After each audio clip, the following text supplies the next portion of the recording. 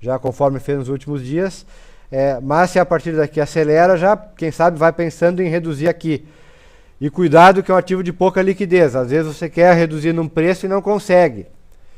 Veja que os spreads são altos, né? 10,31, 10,52. Não é fácil. Às vezes você devolve grande parte do seu ganho nesse momento tanto na entrada quanto na saída, né? Muito bem. Próximo. É justamente CSNA.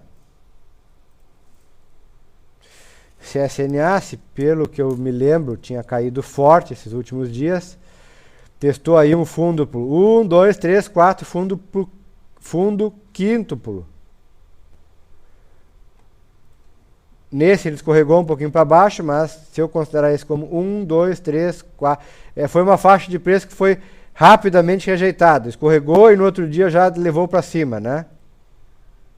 De novo. Então eu considero 1, 2, 3, quase 4, 4, 5.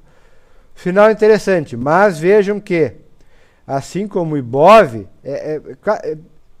mimetiza bem o que vem acontecendo com o Ibov. Uma perna de baixa, mercado lateralizou e, se eu levar aqui, a perna de baixa no rompimento, foi mais ou menos quase lá, passou até um pouquinho. Mas a regra lá das ondas diz que se essa aqui é a onda A da queda e essa é a onda B, isso vale para o Ibov também, onda A, B e essa é a C pode ter entre 1 e 1,6 vezes o tamanho da A. Deu um sinal interessante ontem que entrou comprador e entrou com volume maior do que no de sexta-feira. Agora, para comprar isso aqui, eu posso pegar o rompimento disso aqui ou disso aqui, mas eu sei que meu stop é longo. Então, MRV anotado. Então eu tenho que ponderar se vale a pena. A melhor chance seria, claro, ontem, né? Pegar ontem, mas aí... Porque meu risco era baixo, frente ao potencial de retorno. E é um trade que já me deixa confortavelmente no lucro, se tivesse sido feito.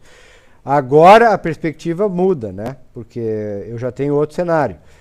Se o mercado for recuar a partir daqui, o tomo pode ser grande. O tomo pode ser aí deixa eu ver, conforme aqui, pode ser até são mais de 5% de queda. Para mim, pessoalmente, já não vale. Não é day trade nem curto prazo. Bom, aí... Aí, Paulo, eu esperaria o seguinte, eu esperaria um sinal um pouquinho melhor de um recuo para daí tentar fazer um pivô de alta. Porque ainda não fez o pivô de alta. E se não fez o pivô de alta, isso vale até para o genérico, né? Tudo que for alto a partir desse momento que eu tenho topo de fundo descendente, eu tenho que considerar um repique. Repique, ó, aqui foi repique e aqui está sendo repique. Eu só deixo de considerar como repique no momento que faz o pivô. Quer dizer, ele faz e registra um fundo mais alto que esse fundo. É como as pessoas de mais médio prazo costumam operar. Esperar esse recuo. E aí eu posso usar até Fibonacci. Esse não é o melhor programa para usar Fibonacci, mas se eu traço aqui... Não, deixa eu ver.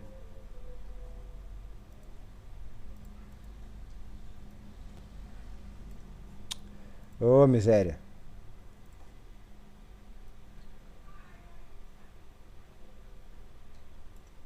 Se eu traço aqui, eu vejo que ela poderia cair até uns...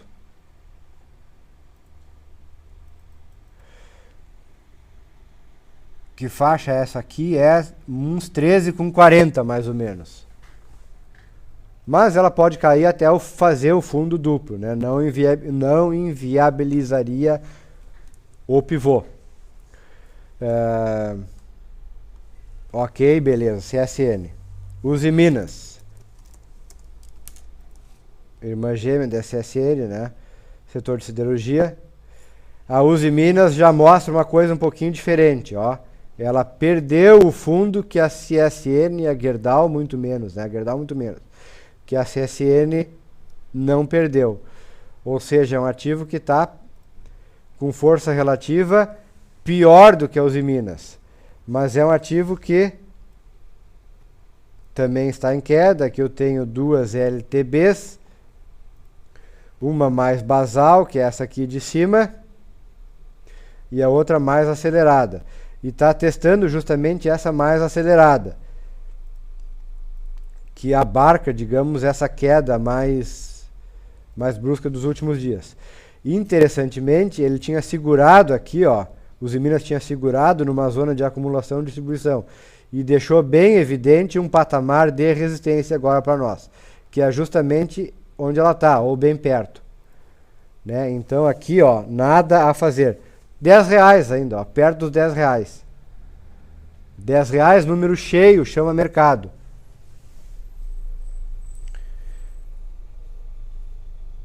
Por que o mercado estão caindo? Quais ações com viés de alta? Givaldo, isso aí você tem que procurar quais as ações que estão com viés de alta. Geralmente essas ações são as que vêm desempenhando melhor que o Ibov. Inclusive lá no site do Guinvest você pode ver e classificar elas pela variação anual. Você vai ver que as primeiras colocadas provavelmente são aquelas que têm menos expressividade, menos liquidez. Mas em determinado momento começam a aparecer as ações como CCRO, como Lelis, como JHSF. E a gente sabe que o Ibov já caiu mais ou menos aí esse ano. Bom, a alta de ontem foi mais ou menos uns 3, né? Já deve ter caído aí uns 5% mais ou menos. Então tudo que tiver acima de menos 5 são as que estão mais fortes do que o mercado. Um outro jeito de ver isso é analisar, assim, fazer um giro rapidamente e ver quais estão com topos e fundos ascendentes. Em total divergência com o mercado. E com os Minas, por exemplo, que tem topos e fundos descendentes. O Ibov tem topos e fundos descendentes. Ou seja, mercado clássico de Charles Dow, mercado de queda.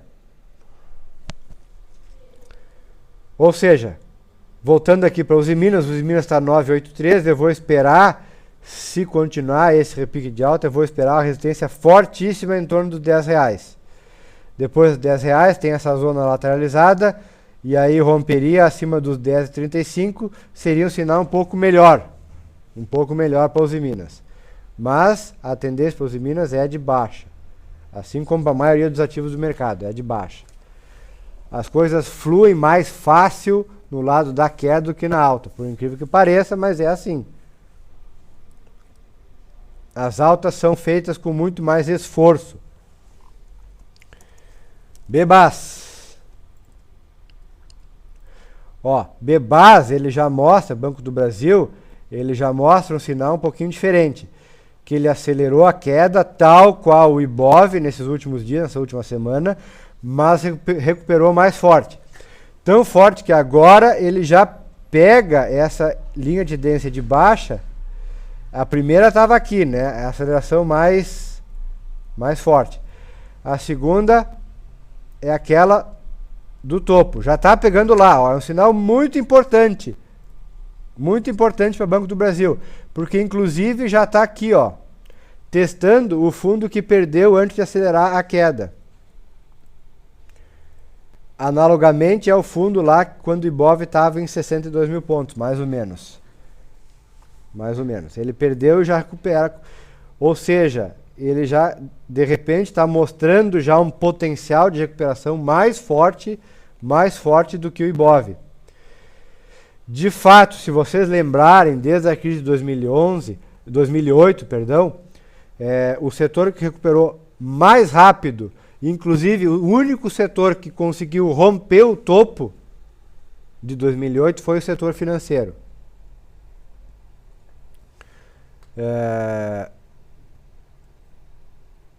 O pivô, o fundo duplo, seria diário, tá, Paulo? Respondendo a tua dúvida de CSNA. Pergunta, não relacionada a nenhum papel específico, mas é uma questão que você diz da CSNA, médio e longo prazo, esperando um pivô no fundo duplo, seria diário ou semanal? Em primeiro lugar, diário, tá? Primeiro lugar, diário, Paulo. Porque no diário as coisas acontecem um pouco mais rápido que no semanal. No semanal eu posso ainda não ver o pivô e no diário já está vendo, tá? É mais ou menos assim. Mas voltando para o Banco do Brasil, YouTube deve estar na mesma situação, o repique ele foi forte, foi mais forte que a maioria dos outros ativos, ó, um sinal interessante. Só que agora também já não parece hora, porque ele está aqui, ó, não parece hora de comprar, porque ele testa justamente esse patamar de resistência, foi um suporte importante, perdeu e já vai lá. Ainda é repique. Eu não tenho como considerar isso tendência de alta. Eu vou esperar sim que ele se acomode, faça um pivô aqui, recue para depois alçar a nova alta. E quando ele romper aqui nessa alta, quando ele romper esse patamar aqui, ó, já no processo de alta, de fazendo topos e fundos ascendentes, aí parece ser o bicho. Ok?